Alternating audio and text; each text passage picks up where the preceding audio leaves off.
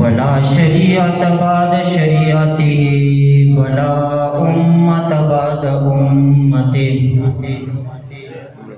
وعلى آله وأصحابه أجمعين أما بعد فأعوذ بالله من الشيطان الرجيم بسم الله الرحمن الرحيم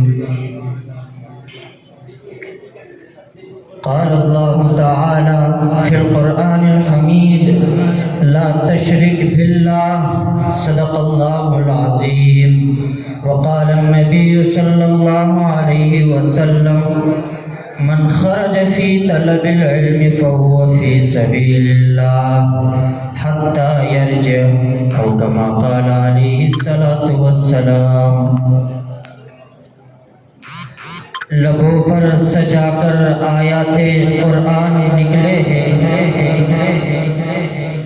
لبوں پر سجا کر آیات قرآن نکلے ہیں، ان مدارس پر مر مٹنے کے لیے ارمان نکلے ہیں۔ اگر زمانہ تلا ہے ہماری جان لینے پر، اگر زمانہ تلا ہے ہماری جان لینے پر، تو ہتھیلی پر سجا کر اپنی جان نکلے ہیں۔ سامعین محترم، میرے معزز مہمانان گرامی اور ہم سفر ساتھیوں، آج میں جس موضوع کو لے کر آپ حضرات کے سامنے آیا ہوں وہ ہے مدارس کے کردار۔ سامعین محترم، ذرا توجہ کرنا، دنیا جانتی ہے ان دینی مدارس کا کردار کیا ہے۔ اس کو سمجھنے اور سننے سے قبل 1400 سال پہلے ایک مدرسہ جس وقت پوری دنیا اس نبی امی کے مخالف ہو گئی تھی، اس وقت قائم کر ڈالا، جسے دنیا دار ارقم سے نام سے جانتی ہے۔ لیکن ابو جہل کب اسلام کو پلتا پھلتا دیکھ سکتا تھا؟ اس نے کہا لا تسمعوا لهذا القرآن فالغوا فيه لعلكم تغلبون۔ یہ سامعین محترم، ابو جہل نے کہا کہ میں مدرسہ نہیں دیکھ سکتا، میں قرآن نہیں سن سکتا، لہذا یہ مدرسہ بند کر دو۔ اس کے بعد یہ دیوانے مدینے کی طرف چل پڑتے ہیں۔ وہاں پر مصعب بن عمیر رضی اللہ تعالی عنہ پہلے سے ہی ایک مدرسہ قائم کر چکے تھے، جسے دنیا اصحاب صفہ کے نام سے جانتی ہے۔ اصحاب صفہ قرآن و حدیث اور فقہ کے ساتھ ساتھ ایک ایسی تربیت گاہ بھی تھی کہ جہاں سے نکلنے والے طلبہ کرام ظالموں اور جابروں کی سر تن سے جدا کرنا بھی چاہتی تھی۔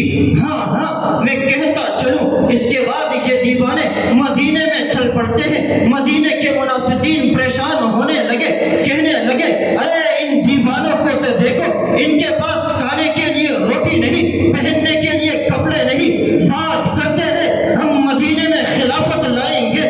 تاریخ گواہ ہے کہ جب یہی طلبہ کچھ دیر کے لیے کتابیں بند کر کے میدان کارزار میں کود کرتے ہیں تو دنیا نے دیکھا ابو جہل بھی ختم ہوا، ابو جہل کی جہالت بھی ختم ہوئی۔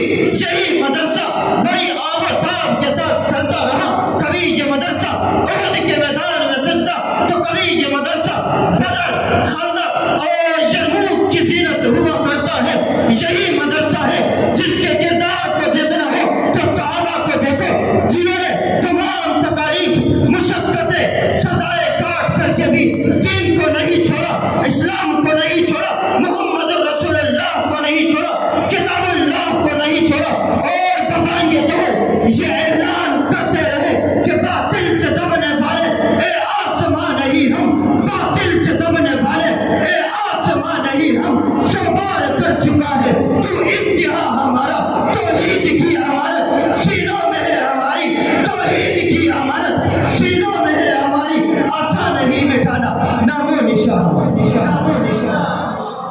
سبحان اللہ۔ سامعین محترم، اگر مدارس کا کردار دیکھنا ہے تو امام اعظم امام ابو حنیفہ کو دیکھیے، جن کا جنازہ جیل کی سلاخوں سے نکلتا ہے۔ اگر مدارس کا کردار دیکھنا ہے تو امام بخاری کو دیکھیے، امرتسر کی جیل، کراچی اور لاہور کی جیل، اس مرد قلندر کو حق کوئی سے باز نہ رکھ سکے۔ اگر مدارس کے کردار دیکھنا ہے تو انور شاہ کشمیری کو دیکھیے۔ انور شاہ کشمیری پادری اپنی دانی پر، پادری اپنی عربی دانی پر ناز کرتے ہوئے کہتا ہے کہ مناظرہ عربی میں ہوگا۔ میرا انور کہتا ہے صرف عربی میں نہیں بلکہ بصورت نظم بھی ہوگا۔ میرے حسین احمد مدنی کو دیکھیے، آپ انگریز کی عدالت میں کھڑے ہیں، انگریز جج کہتا ہے کہ آپ نے فتویٰ دیا ہے انگریز کی فوج میں بھرتی ہونا حرام ہے۔ مولانا نے کہا دیا کیا ہوتا ہے، دیتا ہوں اور دیا تھا دیتا رہوں گا جب تک حسین احمد مدنی کے منہ میں زبان باقی ہے، سینے میں قرآن باقی ہے۔ میں کہتا رہوں گا انگریز تری فوج میں بھرتی ہونا حرام ہے، حرام ہے۔ مولانا جوہر قدموں میں گر پڑے، حضرت بیان بدل جاؤ، فرمایا جوہر بیان بدلتا ہوں ایمان بدل جائے گا۔ اس کے بعد انگریز جج کہتا ہے کیا تمہیں پتا ہے ایسی بغاوت والی تقریر کی سزا کیا ہے؟ مولانا نے کہا مجھے پتا ہے، اس لیے جب میں دیوبند سے آ رہا تھا تو کفن کا کپڑا بھی ساتھ لایا تھا۔ سامعین محترم، انگریزوں کے اعلی کار